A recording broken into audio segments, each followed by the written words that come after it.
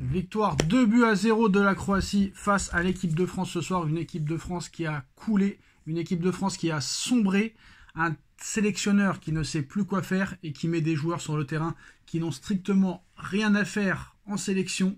Donc à un moment donné, c'est quand même très problématique pour la suite des événements et pour la Coupe du Monde qui arrive dans un an. Quand on dit que Deschamps a fait peut-être l'année de trop, eh ben, c'est pas pour rien. Mais là ce soir, honnêtement, la France a sombré, a coulé, transparente, invisible. Soi-disant, tu as les 2 ou 3 peut-être futurs ballons d'or. On en reparlera plus tard parce que je vais vraiment m'énerver. Apparemment, tu as le meilleur gardien du monde, d'accord, parce qu'il a arrêté un penalty, mais après, il est fautif sur le premier but. Moi, ce qu'il faut qu'on m'explique, ce qu'il faut m'expliquer quand même, c'est que Modric, 39 ans et demi, et Perisic, 36 ans, te font la leçon, te donnent une leçon de football. Est-ce normal ? Est-ce normal ? Honnêtement. Mais ce soir, toute l'équipe a été catastrophique. Alors, les mecs, ils en ont rien à foutre de venir en équipe de France, qu'ils le disent, qu'ils appellent le sélectionneur et qu'ils leur disent « Bah écoute, moi ça m'intéresse pas, j'ai les quarts de finale de Ligue des Champions qui arrivent, ou j'ai le Scudetto à jouer, ou j'ai la Liga espagnole à jouer, ou je ne sais pas quoi », mais qu'ils arrêtent les mecs de venir en sélection pour montrer de telles prestations. Il va falloir qu'on nous explique Guendouzi, frère, mais qu'est-ce qu'il fait là, le mec ? Mais qu'est-ce qu'il fait là ? Mais va chez le coiffeur, frère. Va chez le paysagiste, tu ne sers à rien, je sais même pas ce que tu fais là. Je ne sais même pas ce que tu fais là. Guendouzi, frère. Mais honnêtement, je pourrais même pas te dire. Bon, je sais quand même qu'il joue à la Lazio. Mais je pense que 9 Français sur 10 qui regardent le foot ne savent même pas où Guendouzi joue. Rabiot, frère. Tu mets Rabiot titulaire. Alors que soi-disant, le mec, il est traumatisé par ce qui est arrivé dimanche soir au Parc des Princes. Parce que oui, Rabiot, c'est le premier joueur de l'histoire du football à se faire insulter dans un stade. Jamais un joueur de football s'est fait insulter dans un stade depuis la création de ce sport. Rabiot, c'est le premier. Voilà. Rabiot, c'est le premier qui se fait insulter dans un stade. C'est le premier où les supporters insultent sa mère. Il n'y a jamais aucun joueur de foot qui s'est fait insulter ou qui s'est fait insulter par sa population supporterisme, qui ont supporté des clubs et qui n'ont jamais insulté aucun joueur. Rabiot, c'est le premier dans ce sport. C'est le premier joueur à se faire insulter. Donc tu as un Rabiot qui est traumatisé, soi-disant, tu le mets titulaire. Tu as un Guendouzi, on ne sait même pas où il joue, tu le mets titulaire.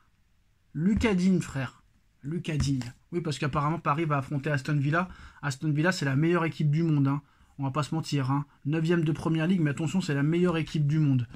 Non mais frère, c'est pas possible. Là, Konaté, frérot, tu peux rester chez toi. Viens pas à Paris, on n'en veut pas, honnêtement. Je pense que Konaté, il a pris un petit peu le melon quand Liverpool était au toit de l'Europe et au toit de l'Angleterre. Et je pense que le match contre le Paris Saint-Germain l'a fait redescendre sur terre, très clairement. Que ce soit le match aller ou le match retour. Je crois que Konaté a été traumatisé par le Paris Saint-Germain.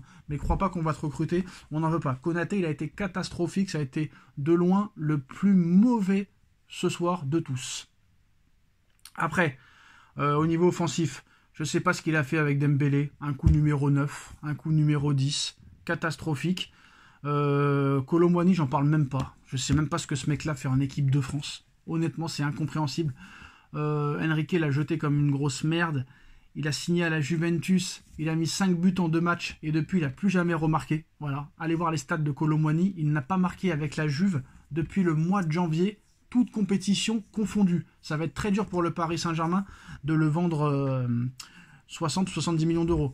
Mais là, si tu gardes cette équipe-là pour la Coupe du Monde, même si la Coupe du Monde est à 48, eh ben, tu ne passes pas les poules. Tu ne passes pas les poules, parce que moi je vais vous dire la vérité, peut-être même qu'un Paul Pogba qui n'a pas joué depuis 3 ans est meilleur qu'un Rabiot ou qu'un Guendouzi. Même un N'Golo Kanté sur une jambe qui joue en Arabie Saoudite est meilleur que Rabiot et que Guendouzi. Oh mec, Kamavinga, qu'est-ce qu'il fait? Pourquoi tu mets pas Kamavinga titulaire pour ce match-là? Comment ça se fait? Expliquez-moi. Non mais expliquez-moi. Honnêtement. Je comprends pas. Il y a des trucs que je comprends pas. Même Koné est meilleur que Rabiot. Kamavinga est meilleur que Rabiot. Warren Zaïre-Emery est meilleur que Rabiot. Est-ce que Deschamps regarde les matchs du Paris Saint-Germain, s'il vous plaît? Est-ce que Deschamps regarde les matchs du Paris Saint-Germain? Faut m'expliquer. Frère, on a battu peut-être la meilleure équipe du monde. Barcola qui n'est pas titulaire. Mais Barcola doit être titulaire à la place de Kolo Muani. Je suis désolé de le dire. Kolo Muani n'a rien à faire dans cette équipe. Et il faut que Deschamps il arrête d'idéaliser des joueurs qui n'ont rien à faire dans cette équipe. Le mec, il est amoureux de Guendouzi, il est amoureux de Kolo Muani, il est amoureux de Rabiot. C'est des joueurs qui peuvent rester 100 ans sans faire des bonnes prestations. Il les mettra toujours titulaires. Il faut arrêter. Guendouzi, il n'a rien à faire en équipe de France. Rabiot, il n'a rien à faire en équipe de France. Kolo Muani, il n'a rien à faire en équipe de France. Dembélé, ce soir, il n'a pas été aidé ce soir parce que toute l'équipe a sombré. Et quand tu vois qu'un Modric, 39 ans, et un Perisic, 36 ans, te font la misère, il faut à un moment donné se poser des questions. Je suis désolé de le dire. Ce soir, t'as pas existé. T'as pas existé. Et t'as joué contre la Croatie. D'accord, t'as eu la possession de balle. Mais pour en faire quoi? Pour en faire quoi? À un moment donné, je sais pas, moi quand je vois que la coupe du Monde arrive dans un an, oh là là, c'est très compliqué là, c'est très compliqué. Pour moi, le poste de gardien doit être remis en cause. Lucas Digne n'a pas le niveau, Konaté n'a pas le niveau, Guendouzi n'a pas le niveau, Rabiot n'a pas le niveau, Kolo Muani n'a pas le niveau. Le Deschamps, il attend un exploit individuel de Mbappé. Lui, c'est ça, c'est comme à l'époque Tourelle ou comme à l'époque Pochettino à Paris ou Galtier. On attend un exploit individuel de Mbappé. Il n'y a pas de tactique, il n'y a pas de technique, il n'y a pas de système de jeu, il n'y a pas une idéologie de faire quoi que ce soit. Par exemple, lui, Luis Enrique, il a une idéologie, c'est de jouer au football quoi qu'il en soit. Mais Deschamps, là, il n'y a rien. Il n'y a rien. Et tu vois sa gueule, là, le mec, il a qu'une hâte, c'est de se barrer, je pense. Je ne sais même pas s'il va aller jusqu'à la Coupe du Monde. Mais là, frère, tu peux pas présenter cette équipe-là à la Coupe du Monde. C'est pas possible. C'est vraiment pas possible. Je sais pas ce qu'il a fait, le mec. J'ai l'impression que Rabiot a joué sur l'aile gauche, que Guendouzi a joué sur l'aile droite. C'est n'importe quoi. Ce soir, Deschamps a fait n'importe quoi. Voilà.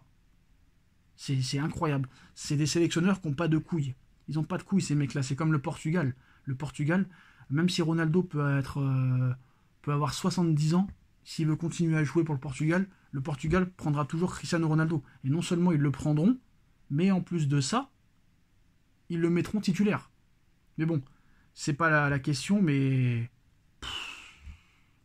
ce soir, Dembélé inexistant, Kolo Muani inexistant, et Mbappé, le génie français, qui ne fait jamais de gros matchs contre les grosses équipes.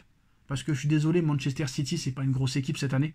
Donc le triplé de Mbappé, pour moi, c'est pas une grosse équipe. City qui est 5e de Première Ligue, City qui a été éliminé des barrages.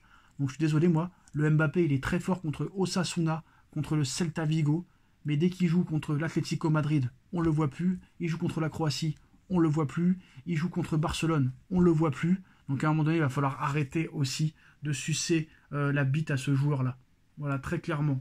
Faut arrêter. Désiré Doué, il est 100 fois plus fort que Guendouzi, il est 1000 fois plus fort que Rabiot. Donc à un moment donné, mec, regarde un petit peu les matchs. Regarde un petit peu les matchs. Tu vois que Doué, Barcola, Dembélé, Warren Zaïre-Emery jouent tous les week-ends ensemble.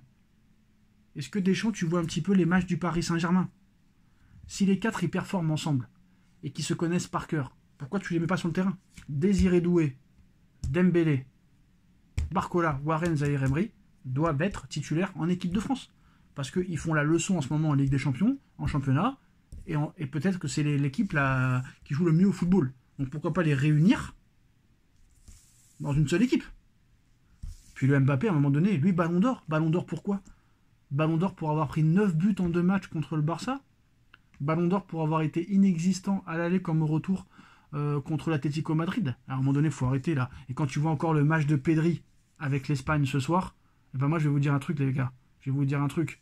C'est peut-être Pedri le favori au Ballon d'Or cette année. Moi franchement là, s'il y en avait un qui mériterait de l'avoir, je vous dis la vérité, c'est Pedri. Pedri, il est exceptionnel. Voilà, il faut le dire. Pedri, il est exceptionnel. Que ce soit avec l'Espagne et la sélection. Donc attention à Pedri pour le Ballon d'Or, mais c'est une équipe de France vraiment très très mauvaise qu'on a vu ce soir. Et surtout quand tu prends la leçon par des joueurs qui ont 40 ans. C'est encore plus dramatique. Plus dramatique.